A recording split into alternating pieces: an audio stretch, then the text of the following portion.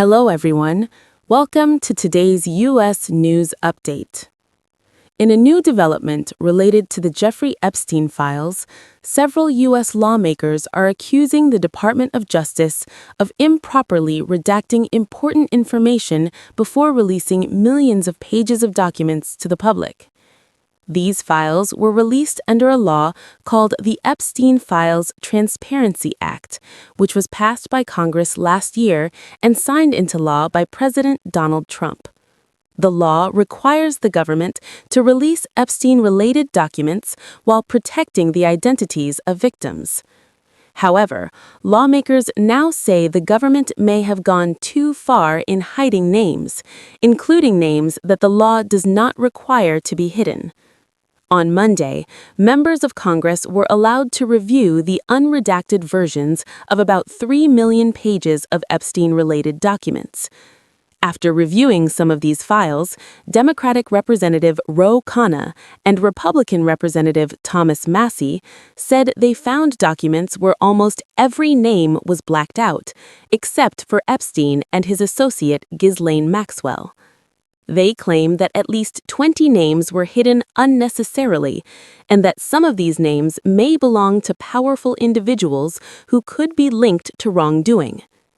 Khanna said that these files were scrubbed by the FBI earlier this year before they were sent to the Justice Department, which he says is a violation of the transparency law. He argued that the public has a right to know who these people are.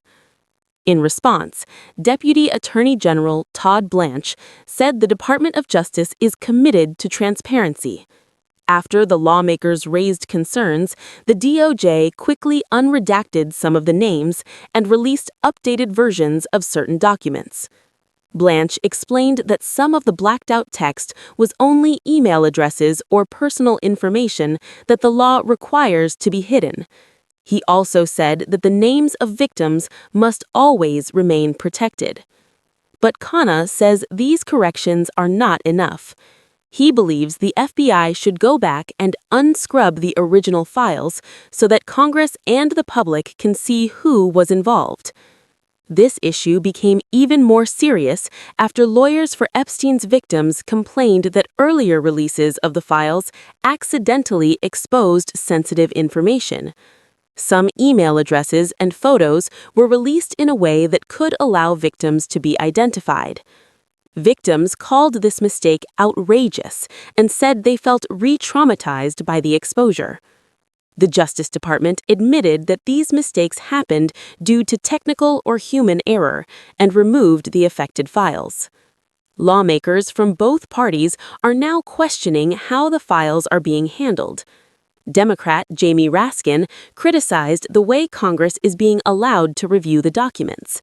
He said lawmakers are only given access to 4 computers in a government office to read through more than 3 million pages. Raskin calculated that at this rate, it could take 7 years for Congress to read all the files. Republican lawmaker Lauren Boebert also said that she believes some people named in the files are definitely implicated. Another document that raised questions showed an email exchange discussing a so-called torture video and travel between China and the United States.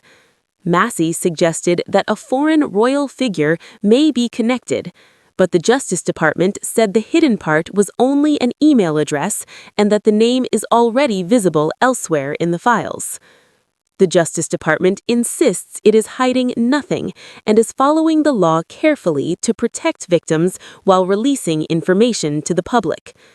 But lawmakers say this situation shows that more work is needed to ensure full transparency and proper handling of these sensitive files. This debate is likely to continue as Congress pushes for clearer access to the full, unredacted records. For now, the key question remains: were important names hidden that the public has a right to see? We will continue to follow this story as more details come out. Thank you for watching. Stay tuned for more updates.